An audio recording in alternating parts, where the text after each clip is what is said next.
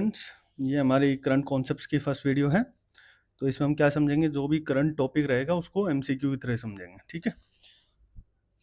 Question है, the union cabinet recently cleared a proposal to rename the state of Kerala to Keralam, under which article of the Indian constitution parliament empower to alter the name of the existing state. ये हम अपनी theory की video में भी कर चुके हैं, union and territories में। आपको डिटेल में पढ़ना हो तो आप एसएमडी चैनल को फॉलो कर सकते हो। तो इसमें क्या आएगा, आर्टिकल 3।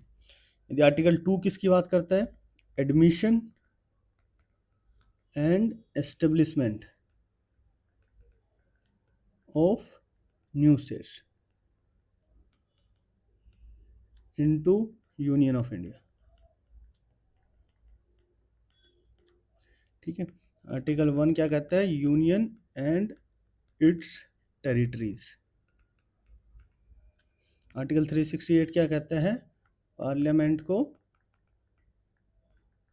प्रोसीजर बताता है। किस चीज़ का procedure, procedure for constitutional amendment. Parliament को पावर देता है ये आर्टिकल।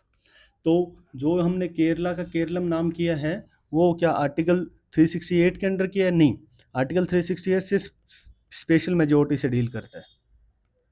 लेकिन हमने देखा था कि आर्टिकल 3 है वो हम सिंपल मेजोरिटी से पास कर सकते हैं। ठीक है। आर्टिकल 3 क्या बोलता है आपका, कि form a new state, increase करना हो, डिमिनिश करना है कोई भी एरिया को, alter the boundary of the any state, alter the name of the any state. जैसे हमने केरला का केरलम किया है, जैसे हमने पहले पौंडीचेरी का पुडुचेरी किया था। ठीक है, उत्तरांचल का उत्तराखंड किया था। अब इसके लिए क्या चाहिए, अब आपको आर्टिकल 3 के लिए 2-3 चीज आप सुन लीजिए। Prior recommendation of president. ठीक है। सेकंड क्या है कि president will consult, president will consult the affected state. ठीक है, मतलब कंसल्ट मतलब view point in a specified time period.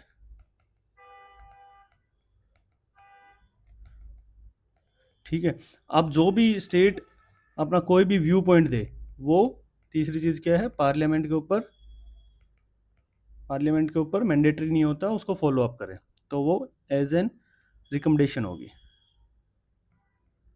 As an advisory रहेगा, not mandatory on parliament to follow the state advice. ठीक है। और सिंपल मेजोरिटी किसने बोला था, सिंपल मेजोरिटी के थ्रू आर्टिकल 2 और 3 को हम पास कर सकते हैं, वो है आर्टिकल 4 के थ्रू। ठीक है। ओके। सेकंड हमारा टॉपिक आता है कि यदि हमें सिटी का नेम चेंज करना हो या रेलवे स्टेशन का नेम चेंज करना, which authority holds the primary power to change the name of a city और a railway station in a state. अब president of a India, no, parliament via, ये तो हमने स्टेट का देखा है। ठीक है। The state government with approval from the ministry of home affair, ये बिल्कुल ठीक है। इसमें क्या करता है कि जो स्टेट गवर्नमेंट होती है, ठीक है, वो कैबिनेट गवर्नमेंट, जो कैबिनेट होती है वो एक प्रपोजल आपकी ड्राफ्ट करती है। ठीक है। उस प्रपोजल को आपको मिनिस्ट्री ऑफ होम अफेयर के पास भेजना पड़ेगा, यूनियन। ठीक है। मिनिस्ट्री ऑफ होम अफेयर क्या करेगी, जो मल्टीपल डिपार्टमेंट है उनके पास भेजेगी, जैसे डिपार्टमेंट ऑफ पोस्ट, कि वह आपको कोई दिक्कत तो नहीं है, सर्वे ऑफ इंडिया। ठीक है।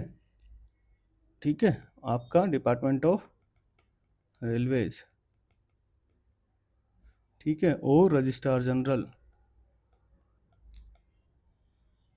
ठीक है। अब यहाँ से मिनिस्ट्री ऑफ होम अफेयर इनसे नो ऑब्जेक्शन सर्टिफिकेट मांगे। जब ये नो ऑब्जेक्शन सर्टिफिकेट इशू कर देंगे तो आपके जो मिनिस्ट्री ऑफ होम अफेयर है वो भी आपकी नो ऑब्जेक्शन सर्टिफिकेट इशू कर देगी, और सेंटर जो स्टेट गवर्नमेंट होती है वो आपके गैजेट में वो नाम आपका पास कर देंगे, ठीक है, तो आपका नाम चेंज हो जाएगा, ठीक है। यदि हम पढ़ के देखें स्टेट कॉन्स्टिट्यूशनल प्रोसेस, स्टेट के रीनेमिंग के लिए सिटी के लिए एक executive action taken by state government doesn't require any law pass by the parliament.